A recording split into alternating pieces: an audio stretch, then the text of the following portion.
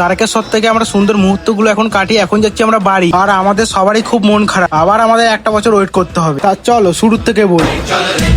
তারপর আমরা বেরিয়ে পড়ি কাশী বিশ্বনাথ মন্দির থেকে। আর এখানে আজকে আমরা সারা দিনটা কাটিয়েছি। আর ওই দেখো ওয়েলকাম টু তারকেশ্বর, আর মাত্র 50 মিটার। আমরা যখন শ্যাওড়াফুলির থেকে এত রাস্তা জল তুলে আনি না, যখন এটা দেখি না সব কষ্ট দূর হয়ে যায়। কারণ এই অনুভূতিটা শুধু অনুভব করা যায়, কথায় প্রকাশ করা যায়। হাজারো কষ্টের পরে বাবার এই দরবারে মনটা এসে যে শান্তি পায় না, এটাই আমাদের কাছে সবচেয়ে বড় পাওয়া। তারপর আমি আবারও কাঁধে বাঁক নিনি, ওরা আবার সবাই পেঁচিয়ে গেছে। আমি যদি বাঁকের সঙ্গ ছেড়ে দিই তাহলে আমিও পেঁচিয়ে যাব, তাই আর আমি বাঁকের সঙ্গ ছাড়িনি। যতটুকু পেরেছিলাম ততটুকু নেওয়ার চেষ্টা করেছিলাম বাঁক কাঁধে। আমাদের 12টা আগে পৌঁছাতে হবে, নয়তো মেন গেট বন্ধ করে দেবে, না হলে আমাদের অন্যদিকে যেতে হবে।